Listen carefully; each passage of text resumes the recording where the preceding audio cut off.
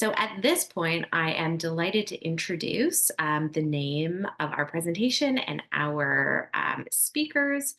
Our talk today is titled Self-Management Support Training Using the Set for Health Approach, a Worthwhile Commitment.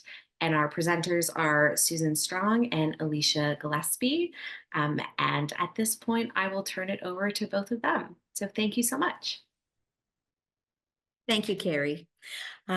Today I'll be starting us off. Alicia was just called away for a clinical emergency, and she'll be joining us shortly as soon as she can. I'd like to first declare that we gratefully received funding from Dr. Ian and Shirley Rowe for an independent medical education grant from Boringle, Ingelheim, Canada. And of course, we're grateful for the in-kind support and infrastructure from St. Joe's, as we are both employees, and McMaster University, as I am an associate clinical professor. Any potential conflicts of interest were mitigated by arm's length data collection and by being fully independent with no restrictions from funders. Today, we're here to talk about the importance of self-management support as part of routine care for people living with schizophrenia, about an approach we've taken to train interdisciplinary health professionals to deliver Set for Health, a specific, practical, evidence-based self-management support intervention tailored to people's life challenges and clinicians' working realities. Today, we'll be sharing early evaluation data of that training. It is our hope that you'll consider the application of Set for Health or other forms of self-management support for your use in your own practice settings. First, what do we mean by self-management support? Self-management support refers to a group of interventions. It's an umbrella term designed to assist people to live well with their health conditions and better manage their health, to live a fuller, healthier life. The focus is on changing health behaviors, building self-efficacy, and support networks. Delivery is both an approach to care and the strategic use of a portfolio of tools, techniques that help people engage in health behaviors. As a consequence, use of self-management support approaches change how traditional disease-based services work, changes clients' and providers' roles, and supports clients to have an active role in their care. Now, self-management support takes on additional meanings in the schizophrenia context. People with serious mental illness, such as schizophrenia, often experience stigma, marginalization, and systems that focus on symptoms, undermining their resilience or capacity to proactively manage their health conditions and live a meaningful life. Supporting self-management is one option for addressing health equity and for transforming healthcare into collaborative partnerships. The individual ultimately controls health decisions, what they do with their lives, and out of necessity, need to become the expert on the management of their own recovery. Now, schizophrenia affects every part of life. To live well with schizophrenia requires not only learning to take care of your illness itself, follow a medical regimen, but impacts how you carry out routine activities, your roles, your responsibilities, the relationships in your life. And you can imagine how this will change people's perceptions of themselves and their hopes and dreams. Not only does the person with schizophrenia have schizophrenia, the whole family has schizophrenia. Now, families and healthcare clinicians regularly tell us about the dilemma they have trying to access care and maintain a relationship with someone who sometimes is part of the illness itself, may not believe they have an illness requiring treatment, caught in a revolving door of hospital readmissions. Now, the urgency to engage this particular group in care is heightened by a 20% reduced lifespan, the highest number of health-adjusted life years lost within the mental health conditions, and by being high-cost users of health and social services. Although they're only 1% of the population, they account for 1.6% of Ontario hospitalizations and have the longest length of stay in acute care. Now, we know clearly that medication and education alone are insufficient to advance the lives of this vulnerable, socially disadvantaged, at-risk group. Self-management is vitally important for our clients. From the client's perspective, self-management makes the difference between coping with an ordinary life, getting by, and thriving. Clients have expressed it as changing their lives from survival to getting on with the business of living, building a life. In the words of one client, before I was living, but not really living. Repeatedly, we heard clients tell us about how self-management offers the potential to live well with a serious mental illness and feel a sense of control. Self-management involved rebuilding trust in themselves and in others. Clients told us self-management, quote, puts in motion where we can take over our own lives, changes the way we think. It's about getting our lives in order. In the words of one client, it says, I have my illness, it doesn't have me. Self-management changes how people view themselves, their relationship with health and health conditions. And you hear underneath the sense of self-determination, self-confidence, pride, hope associated with self-management. Although self-management support is a Health Quality Ontario quality standard, it is not routine practice. In our early research, clients told us how it took up to 30 years to serendipitously obtain the right combination of supports and to learn self-management strategies, what they felt was essential to live a life of quality. Participants asked providers to hold self-management conversations, addressing the whole person and the complexity of their life challenges. We are compelled to ask, can we not shorten these prolonged journeys by delivering targeted self-management supports for this group? Our response was to develop SET for Health. SET for Health has been 15 years in the making. It's a self-management support intervention initially introduced by our clinician researcher team that has resulted in a co-designed product over the course of multiple iterations based on client and provider recommendations and study in real-world practices. Key features are that SET for Health is integrated into routine team-based care, grounded in the stress vulnerability model, and guided by a set of principles. Providers engage in regular, intentional conversations about self-management, tailored to the individual client, where they are at and their own life circumstances. A number of available interactional tools developed over time for SET for Health are selected for use to support those conversations, and collaborative learning spaces are created. Providers provide tailored coaching support for clients to manage their health and illness within a support network in pursuit of personal recovery goals. There is full flexibility for the provider to use their clinical reasoning to tailor the coaching to clients' needs, making adjustments to techniques, adapting the tools to clients' learning needs and life circumstances. Coaching on motivational interviewings, cognitive behavioral therapy, and learning strategies that support clients to assemble a toolbox of self-management strategies, including their own self-management plan. We conducted a 2-year mixed method study of SET for Health that began in September 2017, and that revealed how SET for Health complemented existing therapies and demonstrated the intervention's feasibility and proof of concept. We recruited 51 community living adults with schizophrenia and comorbidities, and 9 clinicians, occupational therapists, social workers, registered nurses, delivered SET for Health as part of routine care in 2 schizophrenia programs here at St. Joseph's Healthcare, Hamilton. Now, SET for Health was shown to be accessible and feasible by being able to be implemented with a diverse group of clients while exceeding industry-published benchmarks. We cut the dropout rates in half. Usually with other self-management support interventions with this population, 51% drop out. We had only 21% of participants drop out. Further, we were above industry benchmarks for completions by almost 29%. We saw evidence of the creation of collaborative learning spaces. This was affirmed through client and provider interviews that identified new learnings for both client and provider, described how collaboration and how space for client voice was supported by using these tools. Casebook audits revealed changes in provider language. You see so many more times people were quoting actual words of clients.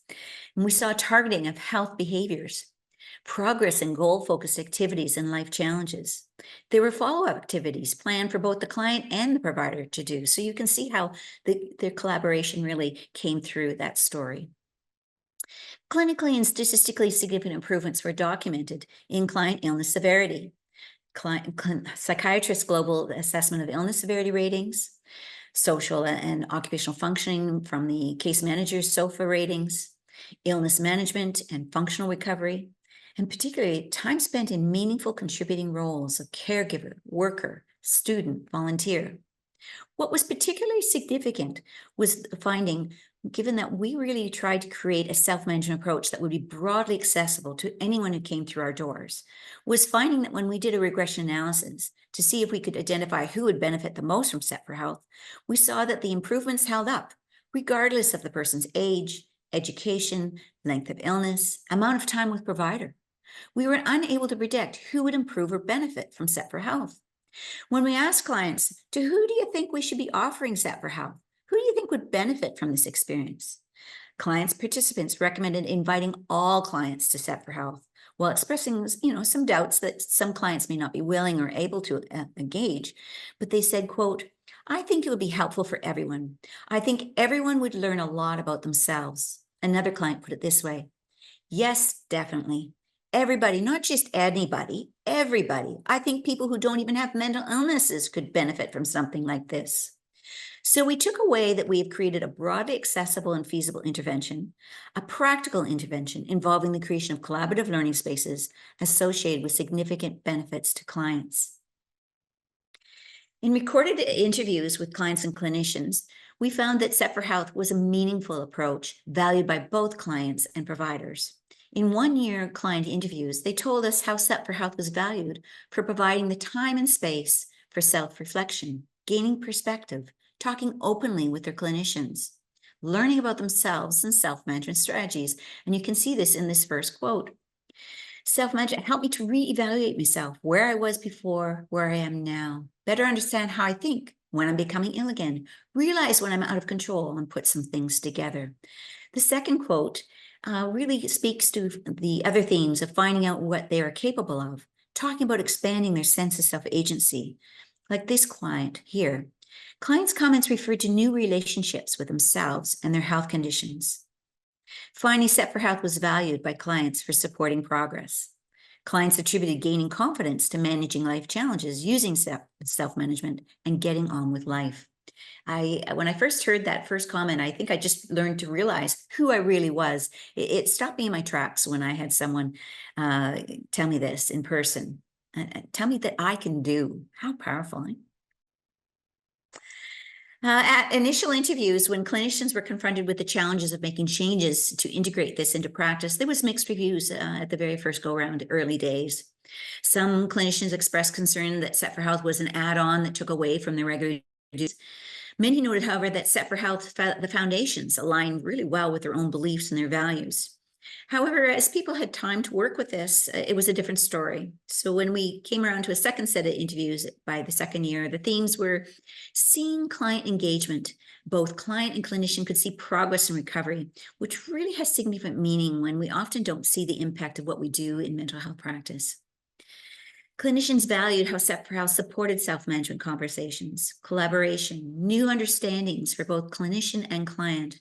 And what struck me was to hear in those reports from seasoned health professionals, these are individuals I really respect for their creative engagement of these very at-risk clients in conversations, that even this group were saying it really deepened their working relationships and opened a window to clients' perceptions and clients' life realities. We were hearing it's a different way of being with clients. Further, the experience expanded clinicians' repertoire of skills, strategies, and options, or in the words of one clinician, it's given me more tools for my toolbox.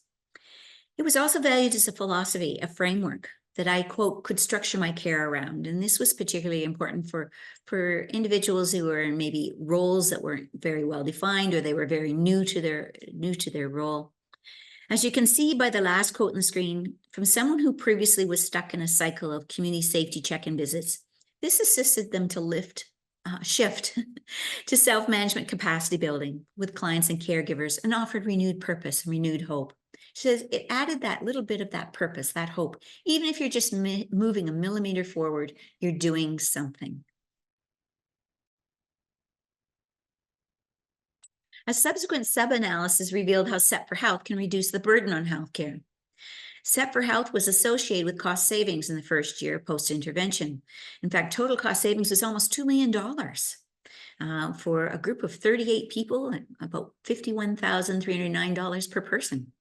Most of the reductions were regarding mental health issues, with considerable reductions in mental health emergency visits. They reduced by 89%. Hospital readmissions reduced by 94.1%, and days in hospital were reduced by 96.4%. We did have some increase in admissions for physical health issues, but these were facilitated admissions. It went from 6 to 8 admissions. And to me, this is an indicator of clients engaged in care and actually accessing a care for this very underserved group for medical issues.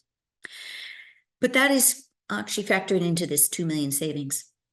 Set for Health is also associated with reduced service intensity. We did an audit of client dispositions for 2023, one of our largest outpatient clinics, and that revealed being able to step people down the required intensity of visits over time, and being able to discharge clients with self-management plans to family physicians, secondary care, and medication support services from what was previously case management services or more intensive services, definitely. Further, the burden is reduced by efficiencies in care processes. You can imagine if you're integrating this Set for Health into routine care processes, this will support client engagement, client voice, and participation throughout the care process. During intakes, care reviews, discharge processes, and so forth. And so that increases the likelihood that the client and the team together are focused on the right things at the right time. Note, although this can increase workload burden, perhaps upfront with staff training and client coaching in the initial days, there are long-term effects to reducing the burden in the healthcare system as a whole. And I'm talking a year later, that are sustainable with client engagement, voice, and participation in care. So we were really encouraged by the positive findings to increase client access to self-management support using the Set for Health approach. And so we packaged and began an evaluation of a remote training series to train interdisciplinary health providers. The learning format and available supports were designed to support providers with flexibility in how time is spent before and after pre-scheduled facilitated peer workshops. Over 12 weeks, following a brief orientation and introduction videos, participants are asked to complete every 2 weeks an e-learning module, followed by a small group workshop. It amounts to 6 20-minute e-learning modules. The modules are they're accessible 24/7 from a web page with resources such as demonstration videos, tools, guides. The training centers around the participants, trying out new ideas, strategies, tools, and their practice as we go along. And the small group workshops provide the opportunity to gain support, to learn from peers as participants share experiences and apply e-learning material to practice scenarios and structured exercises. Trainees are first asked to review 3 orientation videos, an introduction, an overview, introduction to the training itself, an overview to self-management and self-management support key concepts, and then a brief overview to Set for Health. What is the research findings? And each of those are 5-10 minutes. What follows are 6 modules coupled with 6 workshops. And here's some screenshots of some items contained in each of the modules we used as covers here. So the first module is self-management conversations, what makes them special, how they change the way we approach everyday tasks and strategies, tools to get started to facilitate these conversations, including a stress vulnerability video and reflective worksheet, and a review of the Set for Health principles. The second module is Foundations for Change. It revolves around effective partnerships, creating learning environments, how to introduce tools to set the stage for change, and you're introduced to some key tools like the Partners in Health, the values clarification, and visions of recovery. The third module involves goal setting and action planning. It's an application of motivational interviewing, deals with how we use change talk in building and motivators to coach goal setting and action planning. And it introduces the use of the tool personal action plan and how to use the DARN strategy to set priorities. The fourth module is the social support networks. Again, self-management support using the Set for Health approach not only focuses on building capacity within the individual, but also their support networks. In this, the identification and qualities of client support networks are reviewed, the coaching, development of interdependent support networks, and introduced again to other tools to facilitate this, like the social support mapping, the multidimensional perceived social support scale, and other coaching resources. And the fifth one is the personal self-management strategies and plans. There it talks about building on clients' natural coping strategies and to expand their repertoire of strategies, coaching the creation and use of a self-management plan. And the last one really is about integration in practice, pulling it all together. We, throughout the whole process, actually, particularly in the workshops, actually talk about, so what does this look like in practice and how we put this into practice right from get-go. But the last one really helps pull some of the things together as some of the higher level things, as well as go through a self-assessment of your own ability to to deliver self-management support.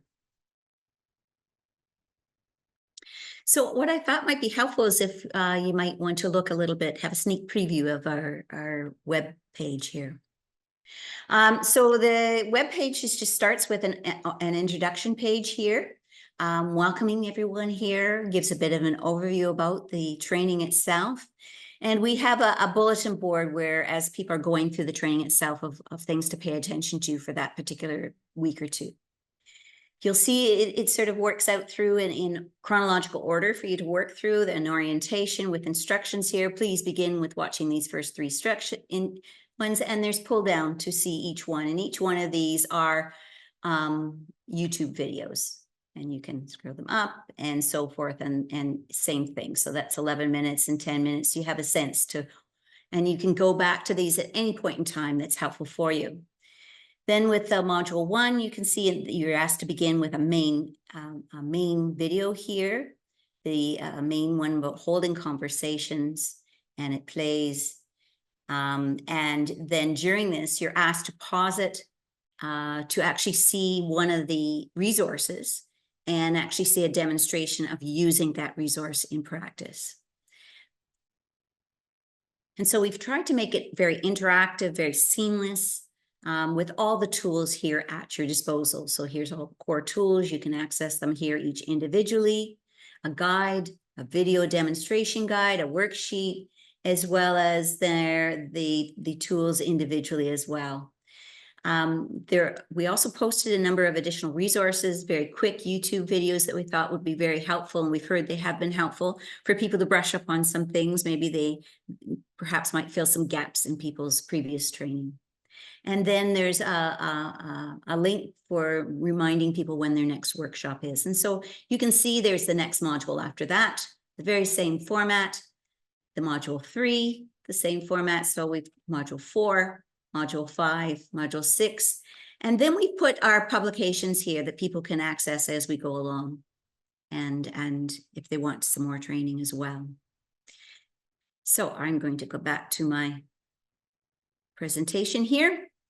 And so the next thing we did was we ran this in January to April. So this was new for us to make it a remote training. We've been always doing training before as often a combination of in-person, and then we started to do some virtually with people as we hit COVID. And so this was us putting everything totally on a remote basis. And we were lucky enough to have a great group of 19 people enrolled. 17 self-identified themselves as women and 2 as men, working in very diverse mental health settings across 10 different programs. And these programs had very different models of service delivery. They represented a very mobile, experienced group of health professionals. Most worked more than 6 years in the mental health field with this population, so definitely experienced, but they were very mobile. And many of the managers in the audience certainly will recognize this, having seen the turnover, is that most of them had not worked, had only worked 2 years or less in their current position. A little more than a third had no previous exposure to self-management support, which is what we were thinking, that even though this is a standard of practice, many people have had not exposure, and only 26% had any formal training. So it really speaks to the need for this kind of training. When asked if at baseline they were using self-management support and training, 31% reported using it prior to training, but this use really diminished as we asked whether this involved using self-management support as a philosophy versus their strategies, or whether they had formal implementation where self-management intervention was really used strategically and fully integrated into practice, whether this was an intentional delivered service. And really it came down to none. At the end of the 12 weeks, the number of trainees reported to use self-management support routinely in practice increased from 31% to 81%. And post-training, those who reported using self-management support felt they instituted self-management philosophy on average 71% of the time, used self-management support strategies 56% of the time. But what was particularly telling was that this approach had been formally integrated into routine practice 53% of the time. In other words, people were using it as part of everyday practice. Often they built it into their intakes, into their assessments, into their ongoing progress, into their rehabilitation. And this is really impressive for moving practice and changing people's behaviors and habits in just 12 weeks. We know several elements that are influential in whether something is adopted into practice, and many of these elements relate to the theory of planned behavior. This pre-post data from a questionnaire tapped into those elements and showed significant changes with respect to trainees endorsing these statements. I know enough about self-management support to be able to use it in my practice. I feel confident in applying self-management support in my practice. I know of resources that can help me better understand and implement self-management support. I know experts in self-management support that I can contact. And I have opportunities to use self-management support in my practice, which really is what we were really focusing on. To me, this is what speaks to integration, having the opportunities to actually use it. And we purposely targeted these elements in the training design, and these findings suggest the process had some success. We asked additional statements about other known elements that were not significant because the baseline levels were too high to show change. It's what researchers call the ceiling effect. We see here the top 4 positively rated feedback. They highlight the strengths of the training, the knowledgeable workshop facilitators, and my hats off, kudos to a shout out to every one of them. The presentation of content to support learning, a user-friendly website. We really heard quite a few positive comments about how user-friendly, and this was a one-stop shop place to go. That the training being accessible and convenient. The workshops where we were happy enough to get support from the managers to actually run them during paid work time. And I think that went a long way to making it accessible. When asked to provide feedback about what for you were the highlights or strengths of this training, some went to the results that they saw with their clients and in their own practice. As you can see in the first quote, I enjoyed the different interventions without medical model focus, the focus on partnership and looking at health versus for just diagnosis. I found it's helped with provoking a different conversation and learning a different understanding of how the client understands their mental health. This was a great learning experience. I feel my understanding of self-management has improved, and my toolbox to incorporate self-management into practice has significantly increased. Others comment about the support and facilitation of learning from the trainers, the group facilitators. The support from the group of trainers has been outstanding. They have provided feedback about my techniques, invited me to observe groups, and helped me troubleshoot client cases using self-management. The e-learning modules were easy to access and use and weren't time-consuming. I appreciated seeing the actual implementation of techniques during the mock therapy sessions with Susan and I. Those were the demonstration videos that are online. These provide helpful hands-on approach to the in-class learning portion. The electronic content was outstanding, very helpful to observe examples of techniques. The content was accessible both online, website, and virtual meetings. Engaging with the group was the best part. And we had several comments about the small group workshop being engaging, appreciating having a forum to hear others' experiences and discuss their own practice challenges. Each of the workshops opened up first with people reviewing their experiences for the 2 weeks in between, to talk about their successes and also what were the challenges so they can get actually direct feedback from peers and the facilitator. And then we moved on to the main core what was planned for the day. And then each session ends with a time to think about, okay, what do I want to, what's my next step for integrating this into practice? What do I want to set out for myself to do in the next 2 weeks? And so people make intention statements that we then take up the next following group as well. Therefore, these written comments in general supported the earlier ratings, but also reminded us, the researchers, of the importance that trainees see for themselves the impact with clients and on their own abilities, see the impact on their own abilities during the training. We also asked for and received some very helpful feedback regarding suggestions for improvement to refine the training. And suggestions included very pragmatic suggestions, such as not to run the workshop through lunchtime. We heard both in the questionnaires and focus groups how people did not like being asked to participate in role playing. And so we heard other suggestions to replace the role playing with other interactive methods, and we'll probably be doing this. We heard suggestions for refinement of workshop content, such as moving it even to the next step about goal writing, documentation, adding more complexities, other medical conditions, varying the scenarios, and emphasizing more throughout the Set for Health principles and how you adapt routine tasks to include these principles, balancing that with a focus on time spent with the tools. A few comments spoke to feeling that there was duplication between the E modules and the workshop, and there was some purposeful overlap in the training. This was part designed to help trainees make connections and to apply the e-learning concepts to practice in workshops. And trainings came from a range of education backgrounds and experiences. We tried to create something that would be accessible to all disciplines for everyone who's a part of that team who delivers care. Not everything was positive. There was some underlying tensions that we chose to explore more fully across the data. One way the tensions can be thought of is as relationships between the learner, the training workplace environments, and the job of learning to use self-management support with clients in practice, represented here by 3 spheres on this slide. The overlapping spheres represent the fit or lack of fit in these relationships. This is an application of the person environment occupation model we often use as occupational therapists. Looking at the learner sphere and learning self-management spheres, the overlap represents the pressures between the learner's knowledge, skills, beliefs, and the learner's efforts, their job to use and tailor self-management support with clients. Pressure tensions can be positive for growth, for learning, for change in practice. It can also become negative when it's beyond that just right challenge or fit. We found learners talked about challenging themselves to try new things and the resulting successes they had with clients and struggles with implementation. So you hear here, self-management plan was something I struggled with because I just didn't know how to get the answers. But they also got support, as you can hear, that the classes helped them answer some of their questions about that. I found a really good reminder to always try to come with the client's strengths. So you can hear they're pushing themselves. The workshop brought up just ways to ask questions to kind of help prompt the client to come up with their own strategies. And I found that really useful. So people are stretching themselves. I also did the values clarification tool with someone. And what I found helpful was like splitting it up more than one session, because sometimes it's a lot to take in at once. So just being mindful of the client's abilities and learning styles as well. I find that helpful. Even changing how you use the tool a little bit, just a bit, to meet the client and where they're at.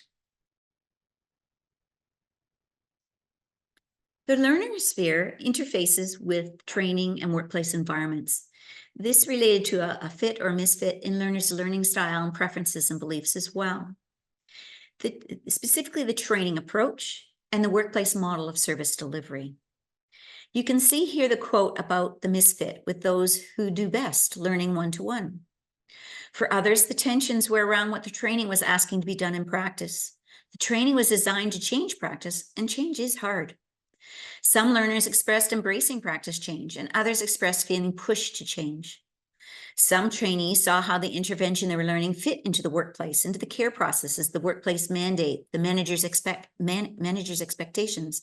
Others found it harder, were challenged to see how Set for Health fit into the workplace context. And really, something to note is there was a variety of models of service delivery that learners were contending with. Others were surprised that the training had deliverable expectations, and this was different than other webinar, for instance, learning experiences. And all this speaks to the need for people to feel supported, to communicate expectations. People need to be messaged and communicated what they will be doing once the 12 weeks are over. And so you can see here, I had reservations about it as well, just because we're new. And I wasn't sure how this was going to fit in. It was hard. We were trying to learn about the new program. And we had, as I said before, there was many people who were new to the position. They were there in the job less than 2 years, a number of them. And so they were finding overwhelming deal with a new position, as well as trying to learn a new approach. But as I went on, I did find the information and the tools valuable. You can see the struggle there for fitting it into different jobs and workflows and so forth, and not feeling supported at that time. Looking at the interface between the job of learning, self-management support, and the environment, there was the tension between the demands, what was needed in the learning of self-management support, and the competing workplace and ongoing training demands. This was most often expressed as time commitment or time demands. Trainees sometimes got behind in the biweekly schedule or missed a workshop. Time for learning meant blocking off the 6 2-hour workshops over 3 months, viewing the e-modules, and having time to practice the material with clients amidst competing environmental workplace demands. There is variations in the extent that this was an issue and the extent that this was mediated by manager support. This had us explore in our conversations with managers ways in which managers were supporting or not supporting trainees in the job of learning to use self-management support with clients. So you can see here at the very top quote, it really, the time of day worked out well for them. It was very convenient having it during work hours. And of course, having the manager support that.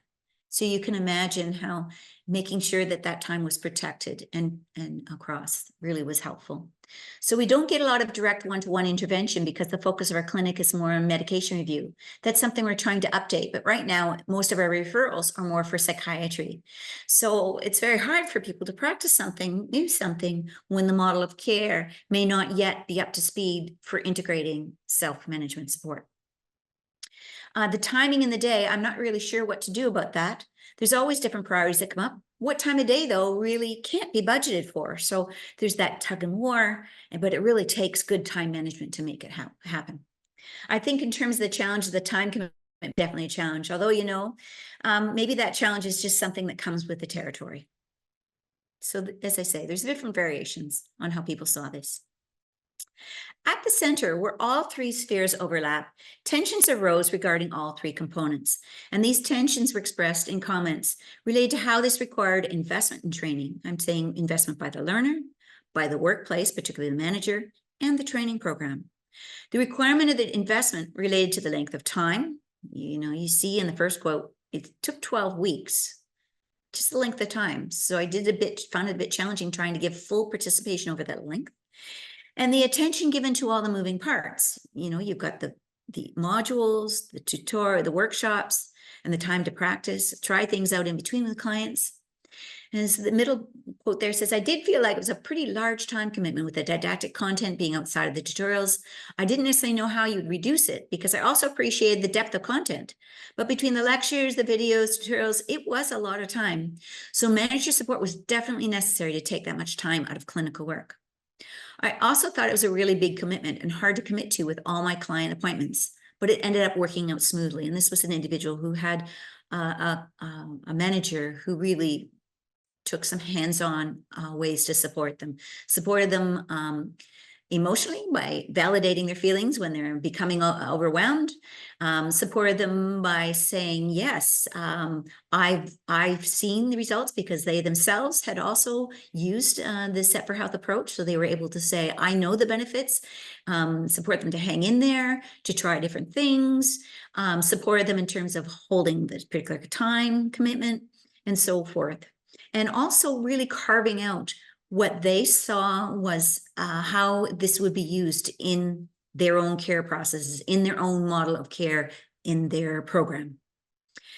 So this person was saying, the manager wasn't putting pressure on me, but she was involved throughout and helping me determine how self-management fits into what I was really doing. And so this is the business that I think the trainees really look to the managers to hear, how do we carve this out and fit into the process of care and what we're doing with our clients in our care. So for the sake of time, what I've talked about here really has been described very superficially and what is really complex with nuances and variations. The examples of the variations, perceptions of burden, self-management was seen sometimes as an add-on to regular duties, taking time away from clinical work, which varied from self-management support being seen as a different way of doing regular duties, seeing the upfront time and investment in self-management for benefits, later gains, efficiencies, by focusing on the things that truly do matter.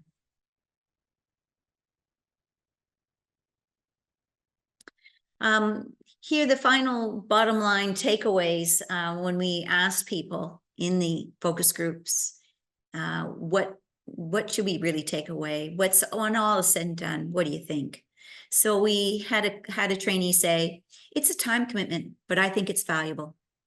I had another one say, "So I think strengths are the depth of content that you're able to cover in a course like this, where there's a didactic component, there's time to apply it in practice, then there's time for discussion with other clinicians." So he talked about the comprehensiveness, the thoroughness of it. And I think another strength is the principles of self-management. Can be applied in lots of different areas, lots of different ways. And I think, I definitely would highly recommend it.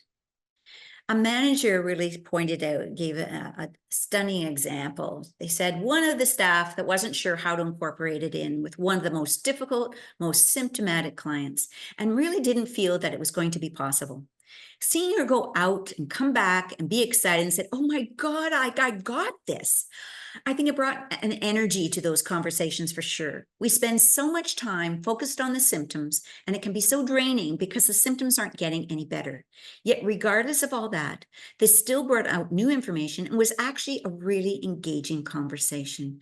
And it wasn't sort of stuck in the "I don't know what to say" anymore. So it really spoke to how trying this out, re-energized, got unstuck, holding engaging conversations with the clients, having renewed hope, and staff being excited with new confidence and sense of capability. Our next steps is we learned how managers were very important in the success of this in each person's training. So we plan to build in for the next go round a formal group orientation just for the managers, a monthly check-in in sessions to provide managers with support, also share what is being covered on a regular basis. We also received some great suggestions to act on to further refine the e-learning modules, so which we'll do that. And we've begun recruiting for the next fall training series and ongoing evaluation. We're also looking at how best to follow up support with those graduates because we're hearing that some need some additional support. So we are recruiting, and I really encourage anyone who's interested in having training to contact us. We still have some spots, although we're almost half full already. There's such potential. Here is my final thoughts. Implementation truly can be transformational, not only to clients' lives, the organization and culture service, and the utilization of resources. We have seen how implementation builds confidence in our clients, has made a shift in provider staff walking the talk of recovery. Set for Health is a practical approach with the foundation and conversation supported by these interactional tools. And I think this quote from another manager, I think is really inspirational. I think being able to move away from the friendly visiting or just the mental status that we end up getting into, that this has had the opportunity for a few of our guys who are doing incredibly well, just to move them that bit further along because of them taking back some control. So it's really about supporting clients to take back that control. Also, a lot of these clients we've been working with really have been deemed incapable. There's been coercion going on and getting them into treatment. And so this really reframes treatment, reframes those relationships in another way. So they really see this as having potential to move on and reclaim their lives. I want to give a very special thank you to our trainees. Your hard work and feedback were essential to this training process. And I want to give a special shout out to two clinicians who joined us to co-facilitate the workshops, Jacqueline Voza and Caitlin Hollis. And at this point, I'm going to end and ask for any questions.